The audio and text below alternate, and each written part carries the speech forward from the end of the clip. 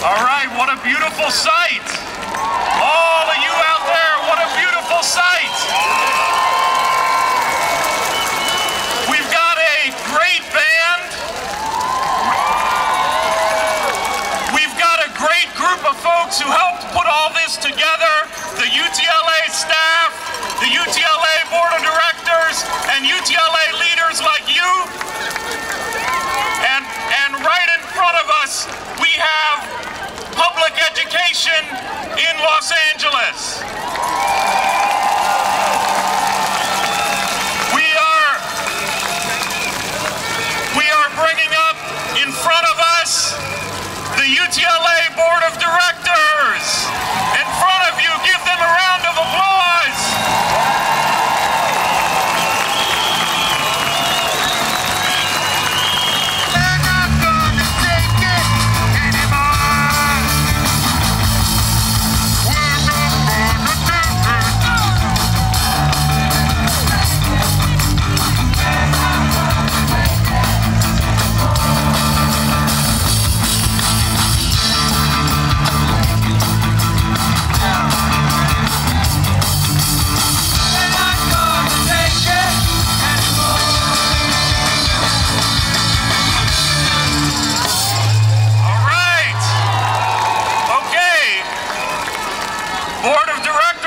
I want you to stay here for a second. I want you to stay here for a second. Before I say a couple words about what we're doing and what tonight means, I need to talk about the team that I depend on every minute of every day, which is the group of officers up here with me.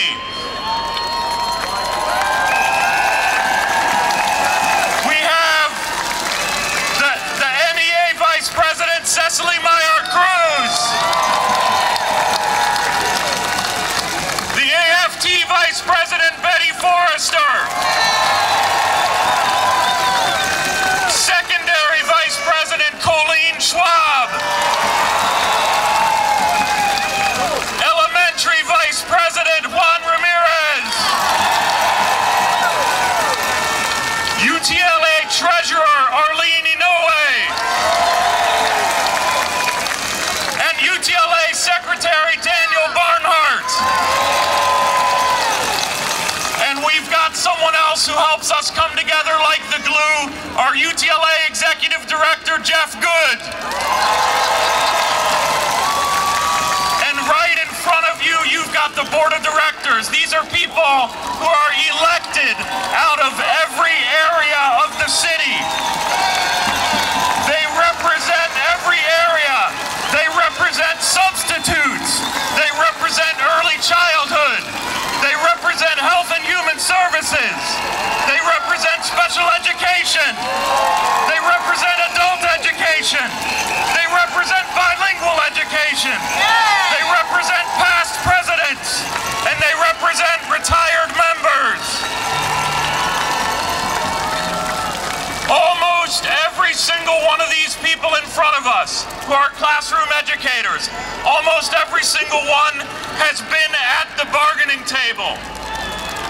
And it is a beautiful sight to see classroom educators sit across the table from district lawyers and bureaucrats who don't know what they're talking about.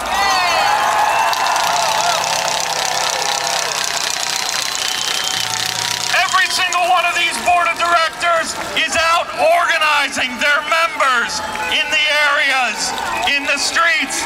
Thank you, UTLA Board of Directors. Let's give them a round of applause.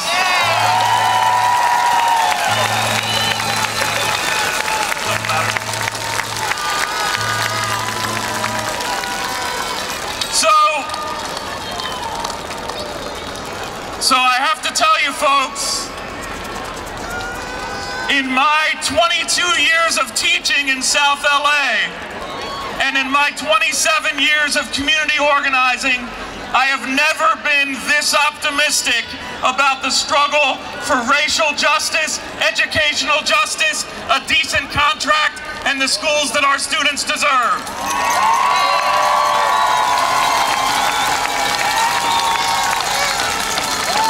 As the second grader in LAUSD schools, I have never been so optimistic that we can actually win this fight for my kids, for your kids, for everybody's kids.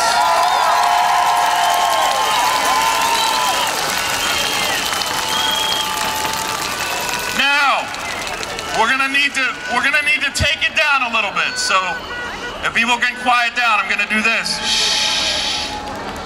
We're gonna get quiet for a minute because I'm gonna do something that's very much like a teacher, and I am gonna check our collective understanding right now. Okay? You know, check for understanding. That's what we're gonna do.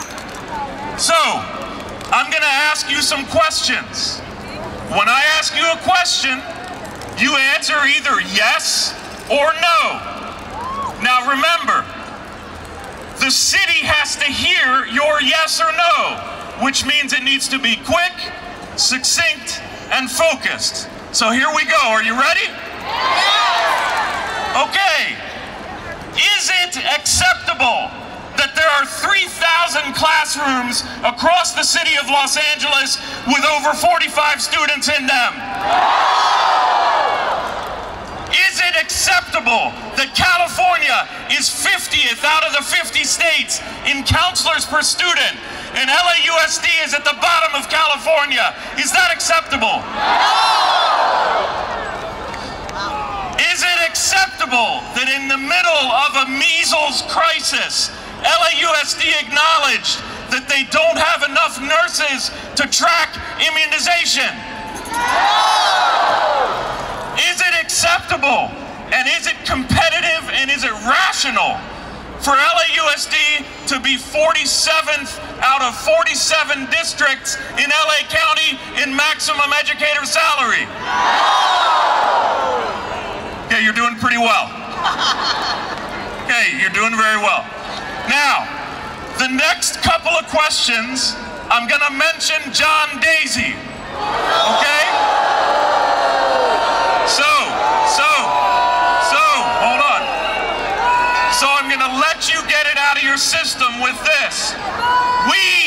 You were part of a movement that ensured that John Daisy is no longer the superintendent.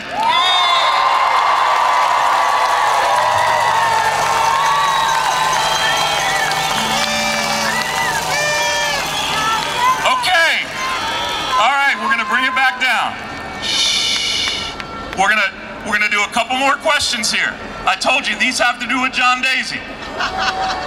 Is it acceptable that LAUSD has paid $1,000 an hour to a legal team to appeal the court's decision that said that John Daisy's evaluation system is illegal? Should students and educators have to bear the burden of the funding crisis that is happening because of John Daisy's Mises crisis? Okay. You did very well, and this is the punchline, folks. This is the punchline. The recession, the cuts to the bone at schools, the attacks on public services, the increasingly savage racism and economic inequality that our students face, John Daisy for 3 years, all of them have set us back, and we are not going to take it anymore.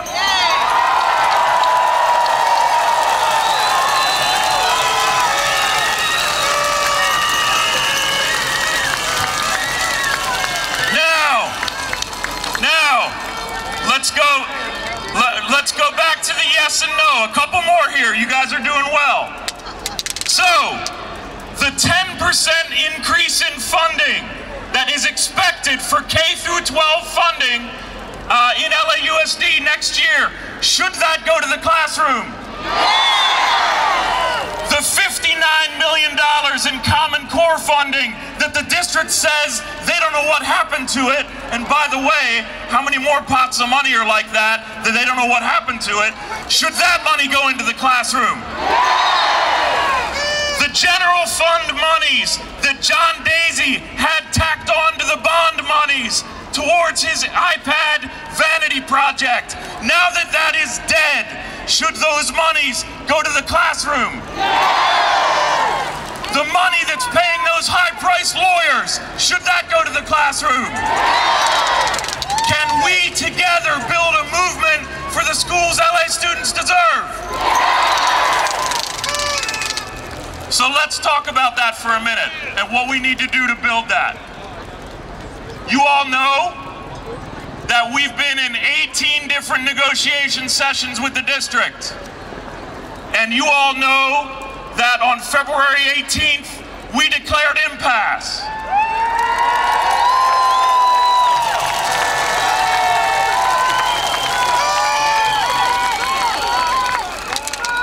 We declared impasse because we had received no legitimate counter-proposal on class size, on staffing, on shared decision-making, on educator due process. We declared impasse because LAUSD's salary proposal is too low if we want to recruit and retain educators for our kids.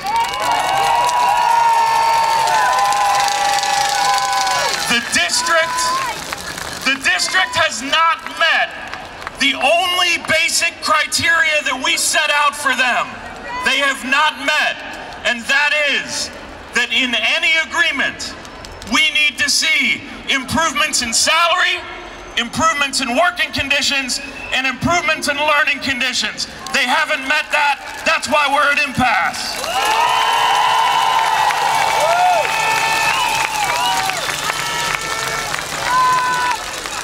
So now we need to get to the next steps, and everybody's got to listen to this.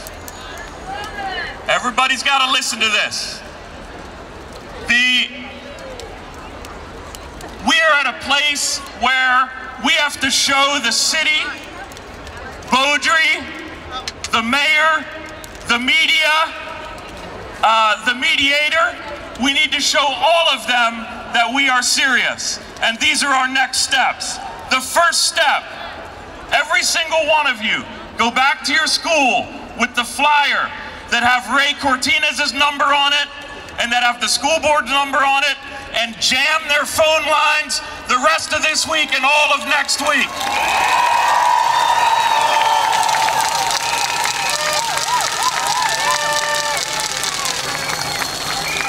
The second immediate step is we have to get out and vote next Tuesday, March 3rd.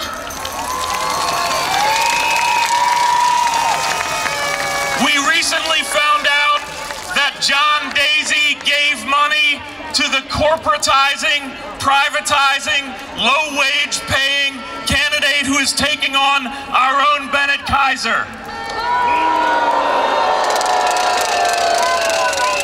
I thought we got rid of John Daisy. Is it okay for him to come back into LAUSD? All right.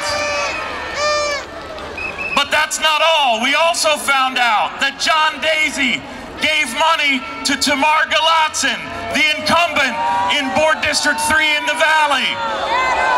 Is that okay? So this is what we need you to do. We need you to get in touch with every single person you know in Echo Park, Silver Lake, Eagle Rock, Southgate, Huntington Park. Tell them to vote for Bennett Kaiser on Tuesday.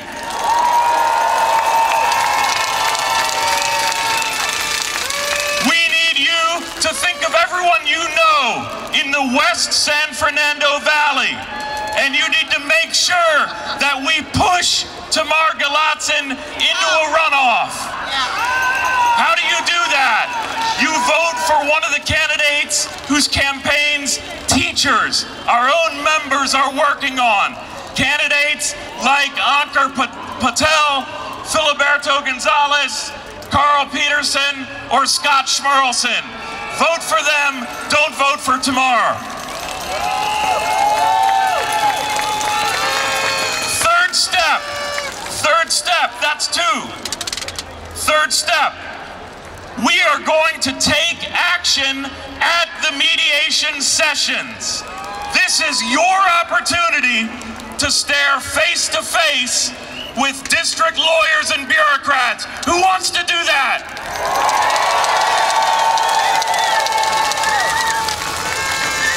The fourth step, every school has to make sure that you have your chapter chair or a designee at next Wednesday's March 4th area meeting, where our next steps are going to be gone into in much more detail. Can you get somebody from your school to the area meeting?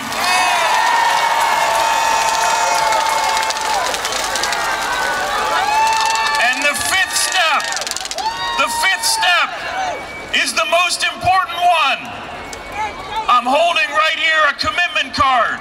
It may seem small, but this is the most important tool in our toolbox right now.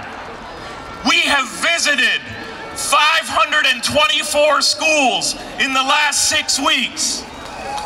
When we have gone to those schools, we have had members fill out commitment cards, getting them to commit to a series of escalating actions that give us power.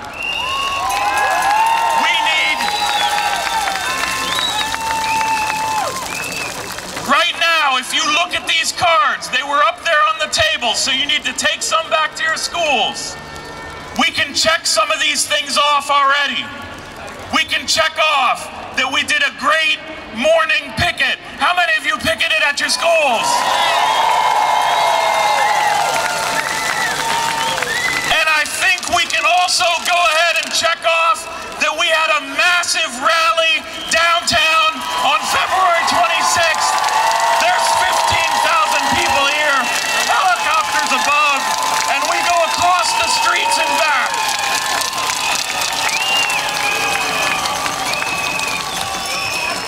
I need to tell you, so let's quiet it down for a second.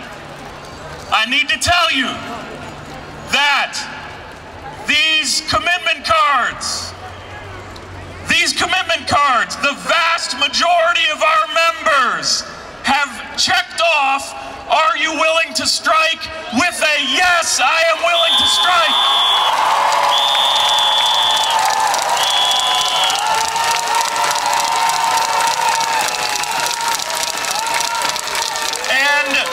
And what we need, let's be clear about this. Let's be very clear. We do not want to strike. We do not want to strike, but we know that if we have to win the schools LA students deserve, we need to be prepared to do that, and that's what we are preparing to do.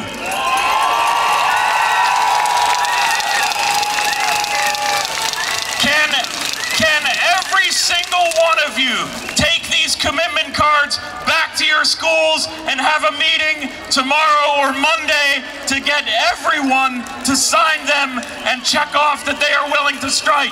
Can you do that?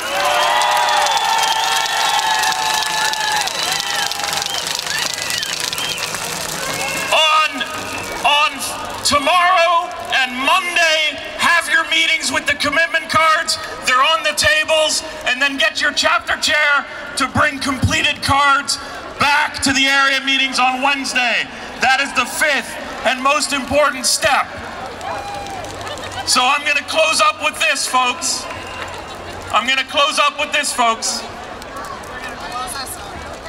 I was talking to my wife, Ann, the other night. She's a labor and delivery nurse about a mile away at California Hospital. She knows what it's like to have intolerable working conditions, and she knows what it's like to see low-income people not get the services that they need. And we were talking, and I said to her, you know what? Our demands, they're not radical. When did it become radical to have class sizes that you can actually teach in? When did it become radical to have staffing and to pay people back after 8 years of nothing? When did that become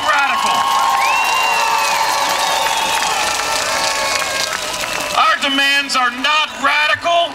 Our demands are reasonable. Our demands are common sense. Our demands are what you do if you want to give students what they deserve in school.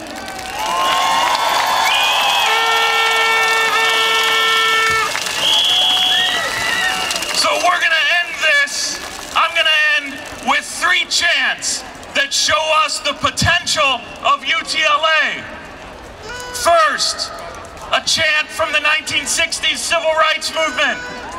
When I say, what do we want? You say justice. What do we want? Justice! What do we want? Justice! What do we want? Justice! When do we want it? Now! When do we want it? Now! When do we want it? Now! Next, a chant from Cesar Chavez and the farm workers who led the way in the labor movement. You know what to say when I say, se puede? Se puede? Se puede? And finally, a UTLA chant that shows that we can bring together ourselves, our parents, our community, and the history of those movements. Get it started. UTLA, UTLA, UTLA, UTLA, UTLA, UTLA.